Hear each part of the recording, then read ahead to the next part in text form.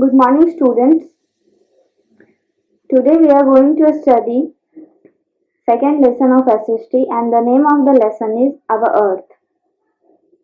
In this chapter we will learn about the planet Earth and how the Earth is called a unique planet and about the true movement of the Earth.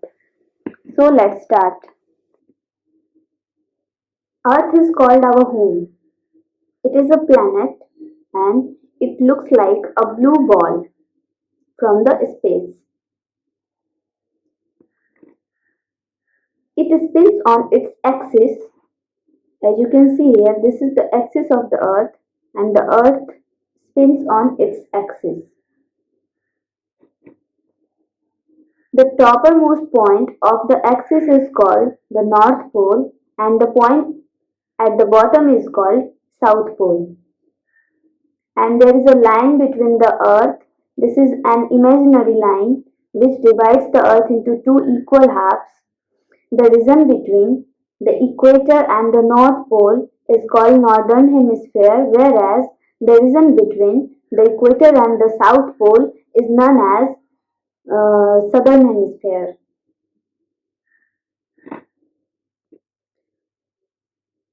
The shape of the Earth is round and it is a little flat at the top and the bottom.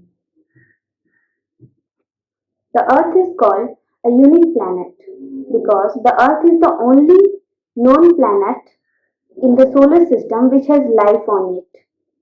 Because it provides air, water, and suitable weather for all living things, and the presence of air makes our Earth a special planet. Air is all around us, but we cannot see or touch it. There is a layer of the air around the Earth which forms its atmosphere. It means the layer of air that surrounds the Earth like a blanket is known as the atmosphere. Now come to the temperature. The Earth is neither too hot nor too cold, and it has just the right temperature that makes the life possible on it. Now come to its surface. The Earth's surface is made up of water and land. Mostly the part of the Earth is covered by water, which is known as oceans and seas, and the part of the land is called continent. Long time ago, people believed that the earth was flat. They feared that if a person traveled far enough, he or she would fall off the edge of the earth. So children, there was an explorer named Ferdinand Magellan. What is the meaning of explorer? Explorer means someone who is always in search of something or some place. He is called an explorer. He went on a sea trip in 1519 and he noticed that he came back to the same place after many years. And this clearly proved that the earth is round and not flat. And after then, scientists also believed that the earth was round. Now, movements of the earth. The earth has two types of movements, rotation and revolution. At first, we will learn about rotation. The earth spins like a top around an imaginary line called the axis, as you can see in this picture. Have you ever seen a top? The top always spins around its axis like this. Suppose this pencil is a top and this is spinning around its axis. And this movement of the earth is called rotation. The earth also spins like a top on its axis. And rotation causes day and night. Now, How does rotation cause day and night? Just see carefully. Suppose this is our earth and this is part 1 and this is part 2. As you can see here, half of the earth is facing the sun, but half of the earth is in dark. Means part 1 is facing the sun and it is getting the light and heat of the sun, but part 2 is not getting the light and heat of the sun. That's why part 1 has day and part 2 has night. Suppose the earth will spin, then again what will happen?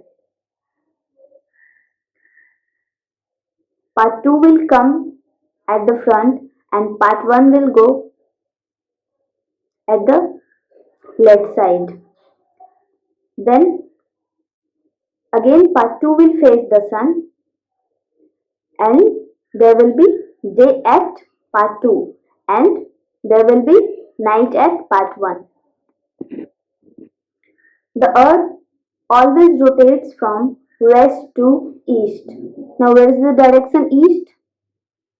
The east direction will be at this point and west will be at this point. The earth always rotates from west to east. It means like this. And it takes 24 hours or 1 day to complete one rotation. And during rotation, the part facing the sun has day and the part which is away from the sun has night. Now the next movement of the earth is revolution.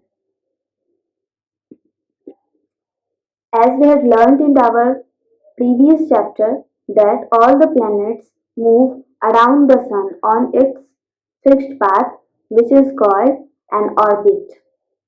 Like the other planets, the earth also moves around the sun on its fixed path and this path is called an orbit.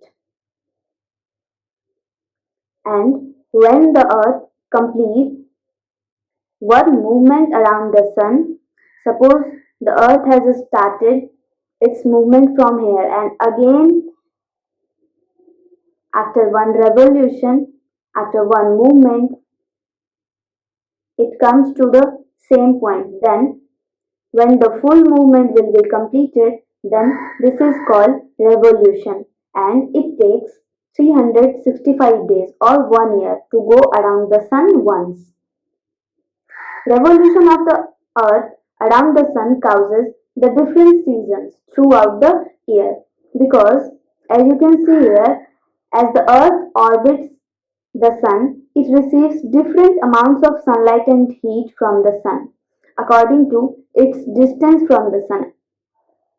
Just see, at this place the distance is more, but at this place the distance is less. And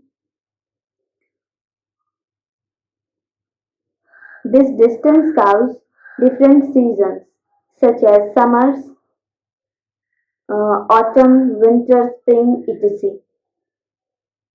So children, what I have told you, what is rotation? The earth spins like a top around an imaginary line called axis and this movement is called rotation. And the movement of the earth around the sun on its fixed orbit is called revolution. Now children, the chapter is finished and just see the keywords and points of the chapter and learn it properly. Goodbye and thank you.